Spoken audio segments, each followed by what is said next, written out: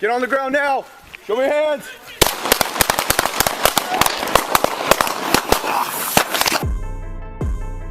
This is the body camera footage from an involved officer.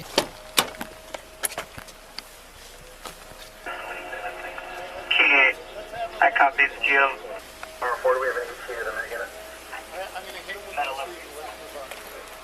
Hey, don't! Hey, Joe! Don't do it! Don't do it! Get your hands off! Don't do it! Don't do Get on the ground! Get on the ground!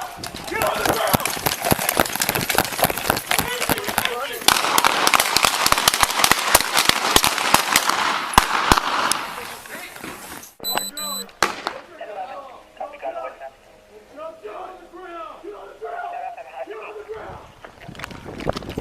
He's reaching! Watch!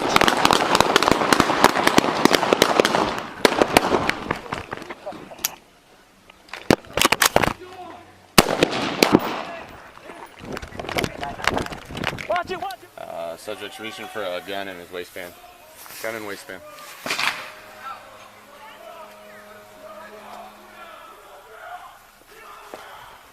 Get on the ground now! Show me your hands!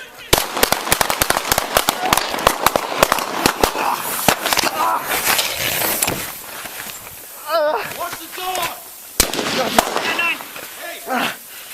Give me a gun, give me a gun, give me a gun, give me a gun. Where is he? Gun. Where you hit? Leg.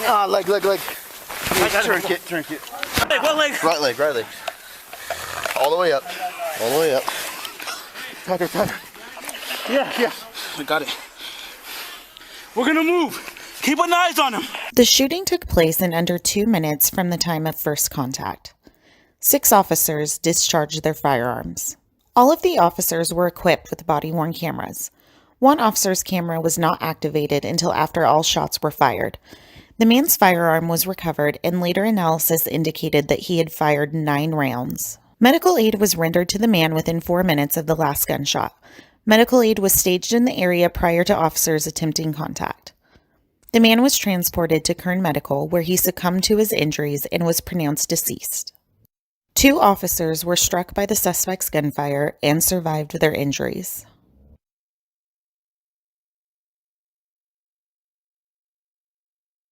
Friday, December 18th at 4:00 p.m., officers were dispatched to an emergency call for service regarding an intoxicated adult male holding a firearm to his head. A caller advised that family members had attempted to take the firearm, however, were unsuccessful. At 4:10 p.m., due to the nature of the emergency call, a Kern County Behavioral Health and Recovery Services mobile evaluation team was dispatched to meet with officers who were staging in the area.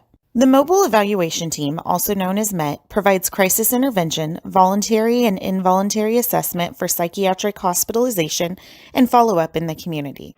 The first officer arrived in the area at 4:06 p.m. Prior to responding to the residents, officers responded to a nearby location to discuss strategy and speak with family members of the subject armed with the firearm.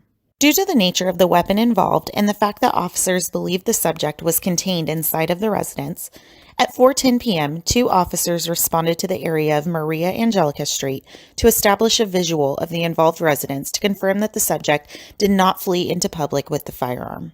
So our game plan, just so we know, we got a perimeter around the house. We're waiting for Matt to get here. When Matt gets here, Matt's going to call him and try and figure out, see if she can get him to come out of the house. Right now, nobody's in the house with him. He's in there alone with some dogs. Okay, so we're going to have to put 1 unit over here then. I think somebody just said they were 297. Yeah, King 8's here and Singer's here. Is there any, so do we Okay, need but somebody we're right here going to then? need somebody to the, unless we can get in a neighbor's Go ahead and relay it. radar. Well, if you're cool go ahead and with relay it over the radio. the north being me here, we wouldn't need ends here, and you can come around over here.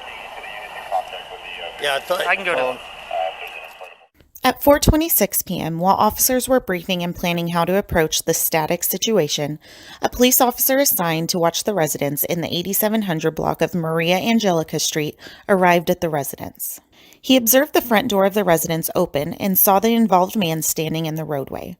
Shortly after, the officer advised that he observed a firearm in the man's waistband. Due to the public safety risk of having an armed, agitated man in a public place, the officers who were staging nearby began to approach the man.